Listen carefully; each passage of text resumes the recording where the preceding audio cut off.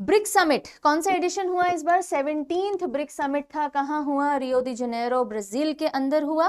तो Indonesia full BRICS member के तौर पे ज्वाइन करता है इस बार का ब्रिक्स समिट। रियो दी जेनेरो में 6 to 7 July this summit took place और थीम क्या थी? Strengthening global south cooperation for a more inclusive and sustainable governance. तो ग्लोबल साउथ की इंपॉर्टेंस पे जोर देते हुए थीम रखी गई है। इससे पिछला वाला जो ब्रिक्स समिट था 16th वाला, वो काजन रशिया के अंदर कंडक्ट किया गया।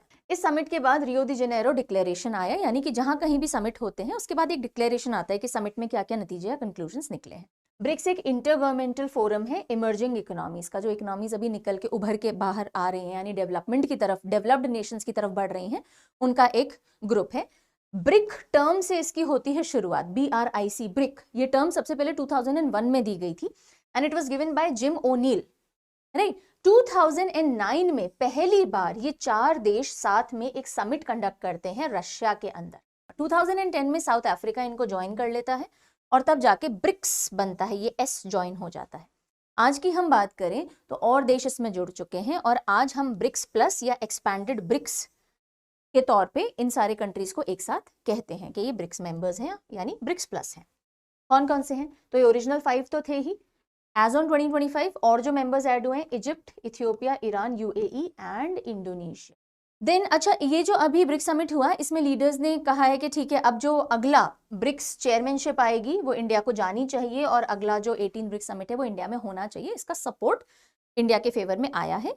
तो सबसे पहली बात कही गई, ग्लोबल गवर्नेंस रिफॉर्म की जरूरत है, ग्लोबल साउथ को साथ आने की जरूरत है और ये जो UNSC, IMF, WTO जैसे इंस्टीट्यूशंस हैं, इनमें रिफॉर्म की जरूरत है। जिन देशों के दबदबे बने हुए हैं, मोर नेशंस नीड टू कम, इनके वर्किंग स्टाइल को चेंज करने की जरूरत है आज की रियलिटीज के हिसाब से। ओके, ग्लोबल साउथ को आगे आने की जरूरत है।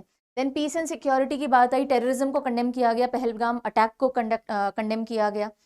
टेक्नोलॉजी और AI किस तरह से ग्रो करे लेकिन सेफ्टी के साथ ग्रो करे, इसके ऊपर बातचीत की गई। और साथ ही साथ BRICS science and research repository for global south access भी प्रपोज हुआ है कि ब्रिक्स देश साथ में मिलकर जो भी साइंस एंड टेक्नोलॉजी से रिलेटेड डेटा या रिसर्च कर रहे हैं उसकी शेयरिंग और उसकी पूरी रेपोजिटरी बननी चाहिए और सभी ग्लोबल साउथ मेंबर्स को उसका एक्सेस मिलना चाहिए।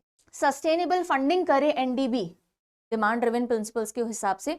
तो जो भी NDB के फंडिंग जा रही है वो ऐसे प्रोजेक्ट्स को जाए जो कि सस्टेनेबल प्रोजेक्ट्स हों। ओके, इंडोनेशिया को इंक्लूड किया गया है और पहला साउथ ईस्ट एशियन नेशन बन गया है ब्रिक्स को ज्वाइन करने वाला। कौन? इंडोनेशिया।